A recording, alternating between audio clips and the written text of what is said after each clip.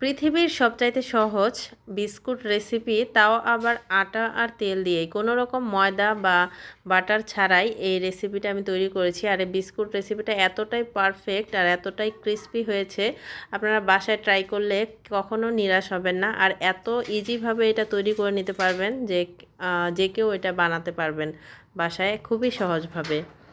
আসসালামু আলাইকুম।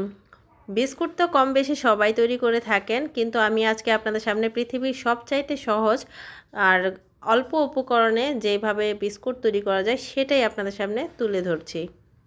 আটা তো সবার ঘরেই কম বেশি থাকে, আর ময়দাটা যেহেতু একটু দাম বেশি, সবার ঘরে থাকে না সব সময়, আর আটা দিয়েই যখন তখন বানানো যায়, তাই আমি আজকে আটা দিয়েই তৈরি করে দেখাবো। শুরুতে এখানে আমি নিয়ে নিলাম 4 কাপ পরিমাণ আটাটা আমি কিন্তু একদম মেপে নিয়েছি, আর মাপগুলো আপনাদের সামনে তুলে ধরছি ভালো করে। আর 4 কাপ আটার সাথে আমি নিয়ে নিলাম 1.5 কাপ পরিমাণ গুঁড়া চিনি। আর মিষ্টিটা কিন্তু আপনারা কম বেশি আপনারা বাড়িয়ে কমিয়ে নিতে পারেন। আর আমি যে পরিমাণে মিষ্টিটা দিয়েছি তাতে একদম পারফেক্ট মিষ্টি রয়েছে। আর এই আটা আর চিনির সাথে এখানে আমি দিয়ে দিচ্ছি 1.5 চা চামচ পরিমাণ লবণ। ফার্স্টের দিকে আমি 1 চামচ দিয়েছিলাম, পরে আরও একটু বাড়িয়ে দিয়েছি।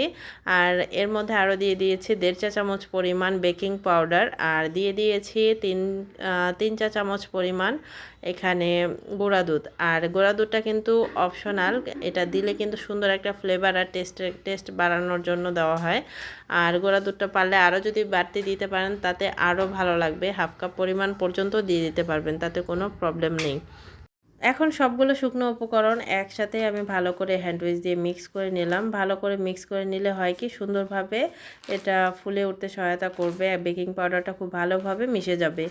এখন এর মধ্যে আমি দিয়ে দিচ্ছি 1 কাপ আর 1/4 কাপ পরিমাণ তেল।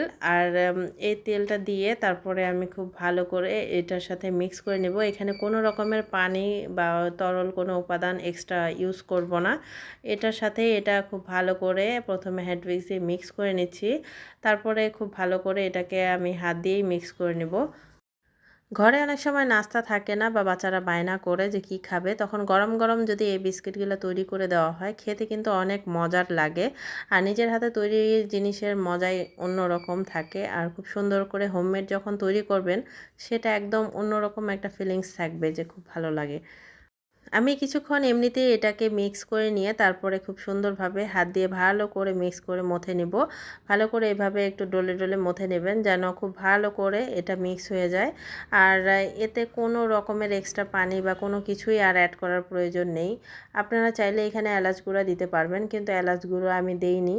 এটাও এখানে আমি বাদাম গুঁড়া ইউজ করব পরে উপরে ডেকোরেশনে, তাতেই কিন্তু খেতে অনেক ভালো লাগে কামড়ে কামড়ে যখন বাদাম পড়ে। আর যদি বাদাম না থাকে আপনারা চাইলে এলাচ গুঁড়া দিতে পারেন। আর এলাচ গুঁড়া যদি না থাকে তাতেও কোনো প্রবলেম নেই।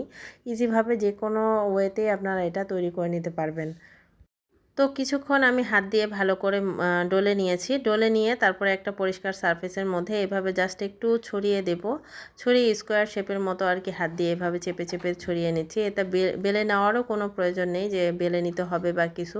হাত দিয়ে এভাবে চারিদিকটা চতুর্ভুজের মতো স্কোয়ারভাবে আমি এটাকে পাতলা করে বেলে নিয়েছি। একবারে অতিরিক্ত পাতলাও দেবেন না, আবার বেশি মোটারও দরকার নেই, কারণ এটা ফুলে যাবে। ফুললে কিন্তু এমনিতেই একটু উঁচু হবে।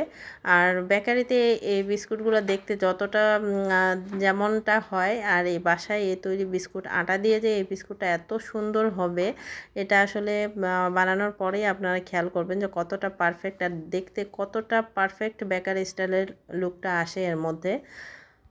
যেটা সহজ হয় সেভাবেই আপনারা এটা তৈরি করে নিতে পারেন। জাস্ট এভাবে আমি স্কেল দিয়ে একটু কেটে কেটে নিলাম। এটা এত সহজ, এভাবে আস্তে করে এভাবে টান দিয়ে উঠালেই হাত দিয়ে দেখবেন সুন্দরভাবে উঠে চলে আসছে। আর ট্রের মধ্যে আমি জাস্ট এমনিতেই বসিয়ে দিলাম। আর যেটার মধ্যে বেক করব তার মধ্যে কোনো ধরনের তেল ব্রাশ করা বা কোনো কিছুই করার দরকার নেই। ডাইরেক্ট এভাবে তুলে ট্রের মধ্যে দিয়ে তারপরে এটা বেক করলেই হয়। আর এভাবে চাইলে এভাবে হাত দিয়ে এভাবে টেনে এনে তারপরে আলাদা আলাদা পিসগুলোকে সরিয়ে তারপরে হাত দিয়ে এভাবে উঠাবেন বা স্কেল দিয়ে উঠিয়ে তারপরে এগুলোকে নিয়ে নিতে পারবেন। একদমই ইজি, যে কোনো জিনিস একদমই ইজিভাবেই তৈরি করে নিতে পারবেন। আবার এভাবে চাইলে আপনারা যদি ওভাবে হাত মানে স্কেল দিয়ে কেটে কেটে না করতে চান, তাহলে হাত দিয়ে জাস্ট এভাবে ছোট ছোট করে বল করে তারপরে হাত দিয়ে চেপে এভাবে রাউন্ড শেপ করে নিয়ে বিস্কিট তৈরি করে নিতে পারেন। গোল গোল বিস্কিট হবে। আর এখানে আমি একটা কাঁটা চামচ দিয়ে একটা দাগ কেটে নিচ্ছি, যেন এটার ডিজাইন একটা উপরে হালকা একটা ডিজাইন আসে। আর এটাও অপশনাল, না চাইলে না দিতে পারেন, কোনো প্রবলেম নেই। হাত দিয়ে যেগুলোকে আমি চেপে চেপে গোল করে নিয়েছিলাম তার উপরে এভাবে একটু রাউন্ড টাইপের কোনো জিনিস দিয়ে এভাবে চেপে দিলেই কিন্তু সুন্দর একটা আরেকটা আর্ট চলে আসে, দেখতে ভালো লাগে। আর এখানে আমি একটা বাটির মধ্যে 2টা ডিমের কুসুম নিয়েছি। জাস্ট কুসুমটাকে এভাবে হাত দিয়ে কাঁটা চামচ দিয়ে জাস্ট মিক্স করে তারপরে এভাবে ব্রাশ করে দিচ্ছি বিস্কিটগুলোর উপরে। এটা সুন্দর একটা কালার আসবে, যে কালারটা আপনারা বিস্কিট বেক করার পর দেখতে পারেন যে উপরে একটা সুন্দর কালার আসে। এই কালারটা কোনো কিছুই করা লাগে না, কোনো কষ্টকর কোনো কিছুই নেই। জাস্ট ডিমের কুসুমটাকে এভাবে উপরে ব্রাশ করে দিতে হবে। আর ব্রাশ করে দিয়ে তারপরে উপরে আমি বলেছিলাম যে আমি কিছু বাদাম ইউজ করব। এখানে আমি কাঠবাদাম দিয়ে দিয়েছি, কাঠবাদামের খোসাটা ছাড়িয়ে তারপরে এভাবে কুচি কুচি করে কেটে নিয়েছি। আর উপরে 2-1টা করে ছড়িয়ে দিয়ে আর দিয়ে দিব কিছু তিল, সাদা তিলও দিয়ে দিয়েছি, দেখতে ভালো লাগে।